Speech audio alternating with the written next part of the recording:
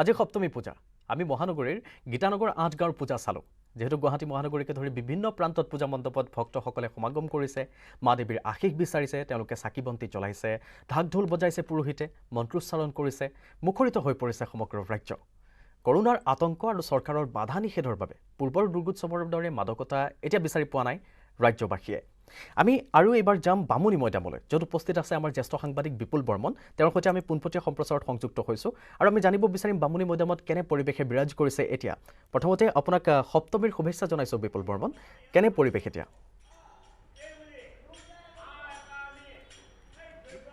কৃপাঞ্জল আপোনাকো আজি মহাসপ্তমীৰ আজি শুভেচ্ছা জ্ঞাপন কৰিছোঁ লগতে আপোনাৰ জৰিয়তে সমগ্ৰ অসমবাসী ৰাইজক এই শাৰদীয় দুৰ্গোৎসৱৰ শুভেচ্ছা জ্ঞাপন কৰিছোঁ আমি এই মুহূৰ্তত এই যি বামুনি মৈদামৰ সাৰ্বজনীন দুৰ্গা পূজা আছে এই দুৰ্গা পূজাতে উপস্থিত আছোঁ আমি পোনে পোনে এবাৰ মণ্ডপখন দেখুৱাম খুব সুন্দৰভাৱে আটক ধুনীয়াকৈ সজাই পৰাই তুলিছে আৰু লগতে ইয়াত যি ধৰণে ইয়াত বিভিন্ন ধৰণৰ লোকসকল তেখেতসকল এই দুৰ্গা পূজাত আহিছে যোৱাকালি বেলবৰণো আছিলে আৰু বেলবৰণৰ পিছতে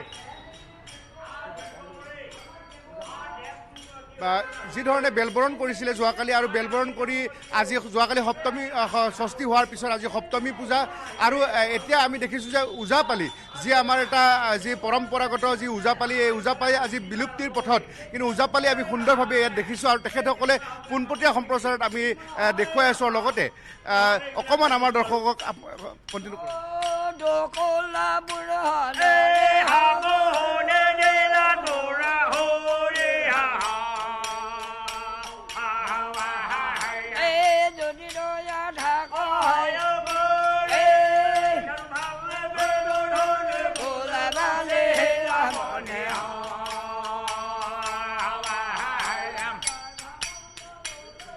আপোনালোকে এই পূজা মণ্ডপলৈ সেৱা জনাবলৈ আহিছে অকণমান কওকচোন এইফালে চাওক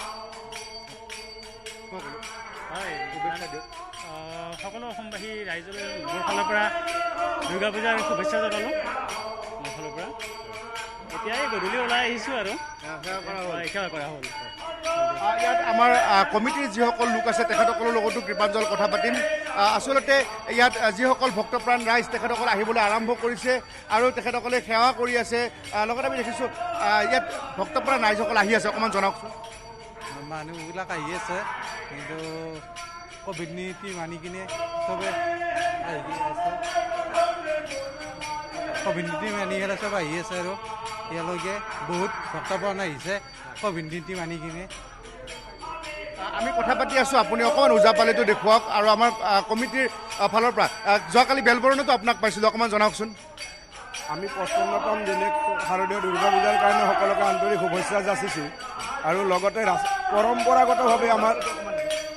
পৰম্পৰাগতভাৱে আমি আমাৰ পূজাভাগ চলাই গৈ আছোঁ বছৰি এইবেলিও আমি ঠিক তেনেধৰণেই কৰিব বিচাৰিছোঁ ক'ভিড প্ৰট'কলটো মানি লৈ ৰাইজে যাতে পূজা চাবলৈ আহে আৰু চৰকাৰে দিয়া নীতি নিয়ম অনুসৰি যাতে সকলোখিনি পালন কৰে যাতে আমাৰ পৰা আমি বেলেগক ক'ব নোৱাৰোঁ যে আৰু এটা ক'ভিড প্ৰট'কলৰ কি সুবিধা আছে ভোগৰ ব্যৱস্থা আমাৰ ইয়াতে প্ৰতিদিনে আজিও আছিল আজি 450 মানুহে ভোগ লৈছে 100জনকৈ আমি ভোগৰ দিছোঁ পূব গুৱাহাটী হাইস্কুলৰ সন্মুখত 100জনকৈ ভোগৰ ব্যৱস্থা কৰিছোঁ ছিকিউৰিটিৰ ব্যৱস্থা আছে থাৰ্মোস্কেন কৰিছোঁ স্কেনাৰ উইদাউট মাস্ক সোমাব দিয়া নাই অহা গেট বেলেগ যোৱা গেট বেলেগ আৰু ভেকচিনৰ চাৰ্টিফিকেটটো আমি বিশেষকৈ চাইছোঁ যিমানখিনি পাৰোঁ যাৰ কাৰণে আমি ছিকিউৰিটি ব্যৱস্থা কৰি আৰু ভলেণ্টিয়াৰ্ছটো আছেই ছিকিউৰিটিৰ ব্যৱস্থা কৰিও আমি মণ্ডপখনৰ বৈশিষ্ট্যটো অকণমান কওক আজি বহু বছৰ ধৰি আমাৰ এই মণ্ডপখনটো তলত আছিল আমি চেষ্টা কৰি আছোঁ ৰাইজে যাতে এইটো আৰু উন্নত কৰিব পাৰি এইটো স্থায়ী মন্দিৰ ইয়াত 55 বছৰ আগতে আৰম্ভ হৈছিল সেই তেতিয়াৰ পৰাই দুৰ্গা পূজা চলিছে তেতিয়া আজিও চলি আছে আপোনাক ধন্যবাদ জনাইছোঁ কৃপাঞ্জল আমি খুব সুন্দৰভাৱে ইয়াৰ পৰিৱেশটো ভাল লাগিছে বিশেষকৈ ওজাপালিয়ে আমাক তেখেতসকলে যি ধৰণে পৰিৱেশন কৰি আছে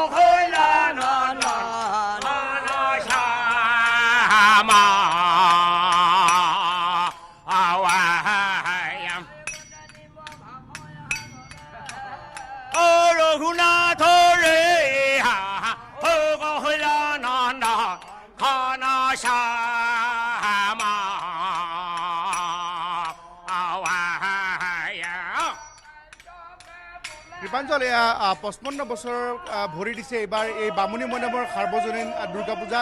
আৰু এই ধৰণে আমি এতিয়া দেখিছোঁ ভক্তপ্ৰাণ ৰাইজ আহিবলৈ আৰম্ভ কৰিছে, যথেষ্ট সংখ্যক লোক আহিছে তেখেতসকলে। বাইদেউ সেৱা কৰিলে নেকি অকণমান জনাওকচোন? আহিছে পূজা আহিছে, পূজা চাবলৈ আহিছে। এয়া কাইলৈ অষ্টমী নহয়, আজি শৰাই দিব আহিছে। বাহিৰতো যথেষ্ট লোক ভিৰ কৰিছেহি। এতিয়া লাহে লাহে এই পূজা মণ্ডপলৈ মানুহৰ সোঁত বৈছে। এইফালে এবাৰ কেমেৰাটোত গোটেইখিনি পেনিং কৰি আমাক দেখুৱাব আমাৰ কেমেৰা পাৰ্চন ইদ্ৰিছে।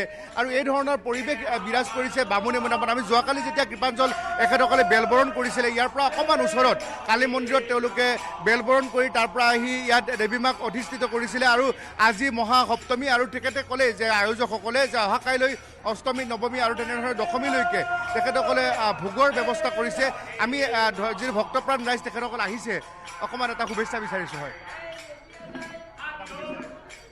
ময়ো আপোনালোকলৈ শুভেচ্ছা জনালোঁ। বাকী পূজাত কি ক'লে সেয়া কৰিলোঁ, ভাল লাগিলে, মনটো শুদ্ধ লাগিছে।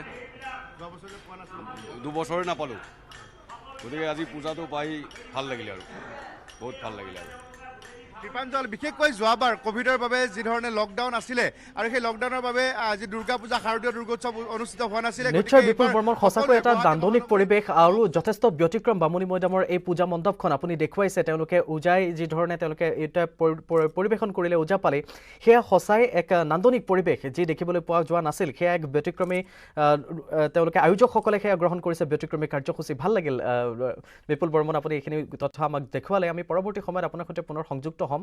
আমাৰ হাতত সময় যিহেতু তাকৰ আৰু এটা বিৰতি ল'ব লাগিব, আমি বিৰতিলৈ যাম। বিৰতিৰ পাছত পুনৰ উভতি আহিম অন্যান্য কাৰ্যসূচীৰ অন্যান্য খবৰসমূহৰ মাজলৈ। এই মুহূৰ্তত লৈছোঁ এটা বাণিজ্যিক বিৰতি, পুনৰ উভতি আহিম।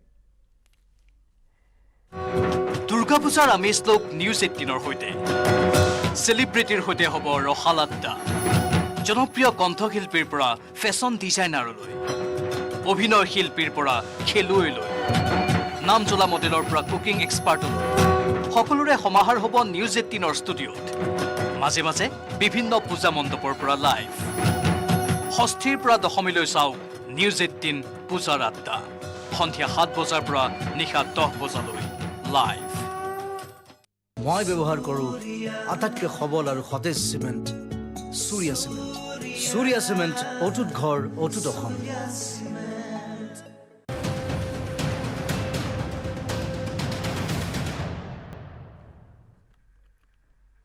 চিটি 18ৰ শেষ অংশলৈ স্বাগতম। সফলতাৰ কোনো কাহিনী এদিনতে ৰচনা নহয়, কিন্তু সততা, অধ্যাৱসায় আৰু আত্মোৎসৰ্গ মনোভাৱেৰে সফলতাৰ কাহিনী এদিনত নিশ্চয় ৰচিব পাৰি। দেশত দুগ্ধ বিপ্লৱৰ সূচনা কৰা আমুলৰ যাত্ৰা আৰম্ভ হৈছিল গুজৰাটৰ দুখন গাঁৱৰ পৰা। ৭৫ বছৰ সম্পূৰ্ণ হোৱা আমুলেও একেলগে দেশৰ স্বাধীনতাৰ অমৃত মহোৎসৱ পালন কৰি আহিছে। চাওঁ আহক আমুলে কেনেদৰে সফলতাৰ সোণালী অধ্যায় ৰচনা কৰিলে।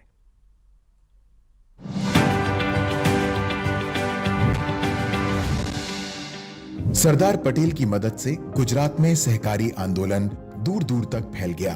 किसान बढ़ चढ़कर गांव में दुग्ध सहकारी समितियां बनाने लगे। आणंद में खेड़ा जिला सहकारी दुग्ध उत्पादन संघ का प्रोसेसिंग प्लांट भी 1946 में स्थापित हो गया। किसानों को दूध की सही कीमत मिलने लगी।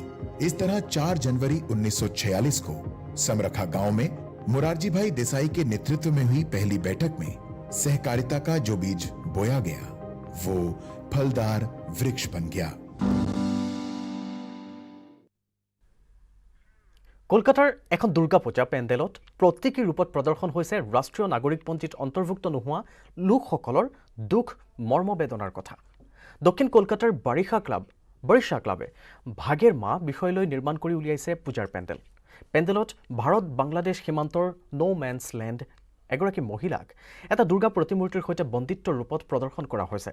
মহিলাগৰাকীৰ চাৰিওদিশে 4টা শিশুক ইনষ্টলেশ্যন আৰ্টৰ যোগেদি ডিটেনশ্যন কেন্দ্ৰত জীৱন অতিবাহিত কৰা দেখা গৈছে। ইয়াক যথেষ্ট ব্যতিক্ৰমী থিম ল'লে ভাগেৰ মা। কলকাতাৰ এখন দুৰ্গা পূজা পেণ্ডেলত এই প্ৰতীকী ৰূপত প্ৰদৰ্শিত হৈছে ৰাষ্ট্ৰীয় নাগৰিকপঞ্জীত অন্তৰ্ভুক্ত নোহোৱা লোকসকলৰ দুখ মৰ্মবেদনাৰ কথা। দক্ষিণ কলকাতাৰ বাৰিষা ক্লাবে ভাগেৰ মা বিষয়ক লৈ নিৰ্মাণ কৰি উলিয়াইছে পূজাৰ এই পেণ্ডেলত ভাৰত বাংলাদেশ সীমান্তৰ ন' মেন্স লেণ্ডত এগৰাকী মহিলাক এটা দুৰ্গা প্ৰতিমূৰ্তিৰ সৈতে বন্দিত্বৰ ৰূপত প্ৰদৰ্শন কৰা দেখিবলৈ পোৱা গৈছে। মহিলাগৰাকীৰ চাৰিওদিশে 4টা শিশুক ইনষ্টলেশ্যন আৰ্টৰ যোগেদি ডিটেনশ্যন কেন্দ্ৰত জীৱন অতিবাহিত কৰাও দেখিবলৈ পোৱা গৈছে যি থিমে এতিয়া দৃষ্টি আকৰ্ষণ কৰিছে সমগ্ৰ দেশবাসীৰ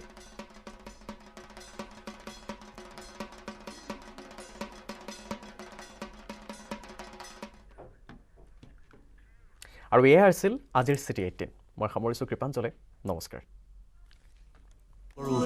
আটাইতকৈ সবল আৰু সতেজ cement Surya cement Surya cement অটুট ঘৰ অটুট অসম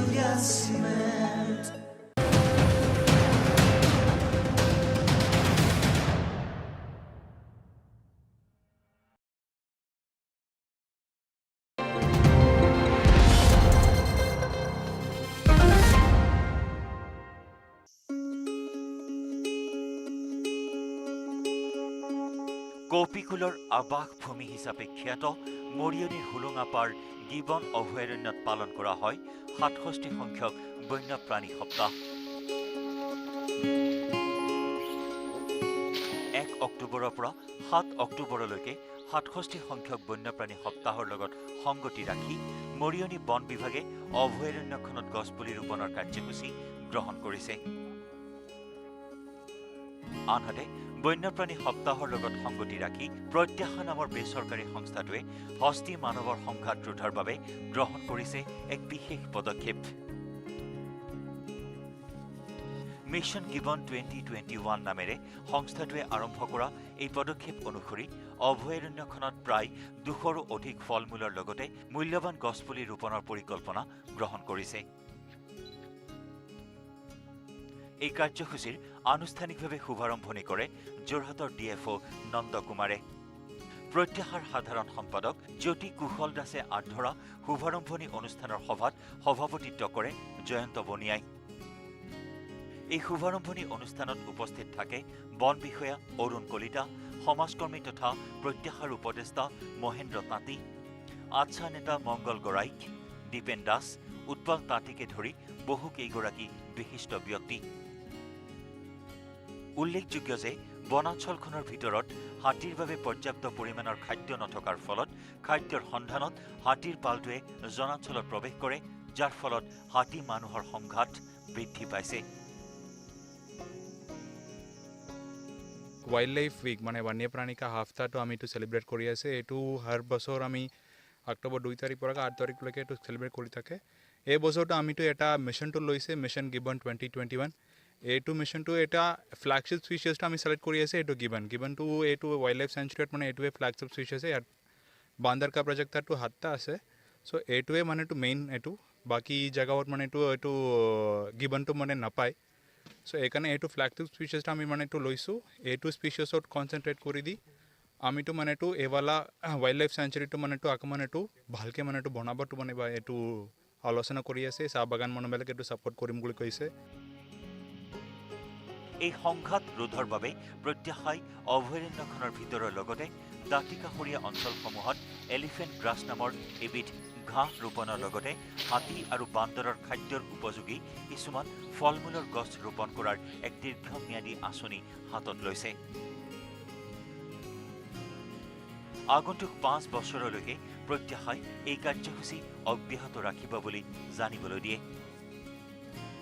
মূল লক্ষ্য আৰু উদ্দেশ্য হৈছে যে হাতী মানুহৰ সংঘাত যি দিনক দিনে বৃদ্ধি পাইছে এই বৃদ্ধি সংঘাত আমি কিবা প্ৰকাৰ আমি ৰোধ কৰিব পাৰোঁ নেকি আজি ডিএফঅ ছাৰ আমাৰ মাজত আছে বন বিষয়া মহোদয়ৰ গোটেই ডিপাৰ্টমেণ্টৰ লগত আমি কথা পাতিছোঁ আমি এটা প্লান কৰিছোঁ যে অহা 5 বছৰ দিম ডিএফঅৰ লগত জইণ্টলি আমি ইয়াত এটা বিশেষ প্ৰজাতিৰ ঘাঁহ এলিফেণ্ট গ্ৰাছ বুলি কয় হাতীৰ যাতে খাদ্যৰ অভাৱত যাতে বাহিৰত গৈ পেলাই মানে জনাঞ্চলত গৈ পেলাই মানুহৰ লগত সংঘাত নহয় আৰু ইয়াত যি আমাৰ বিশ্ব প্ৰসিদ্ধ যি 7বিধ প্ৰজাতিৰ বান্দৰ আছে আৰু আমি ইয়াত আজি সকলোকে আমি আচলতে এইটো আমাৰ আনন্দৰ কথা আৰু সুখৰ কথা যে মৰিয়নি অঞ্চলত এই গিবনতে মানে 7বিধ প্ৰজাতিৰ বান্দৰ আছে পৃথিৱীৰ ক'তো নাই কিন্তু যি ধৰণে আচলতে গিবন অভয়াৰণ্যখন মৰ্যাদা পাব লাগিছিলে এইটো চৰকাৰৰ হেমাহিয়ে হওক বা প্ৰশাসন বা আমাৰ ৰাইজৰ কিবা হেমাহিয়ে হওক যি ধৰণে আচলতে বিশ্বৰ বুকুত পাব লাগিছিলে মৰ্যাদা সেই পৰ্যায়টো আজি পৰ্যন্ত পোৱা নাই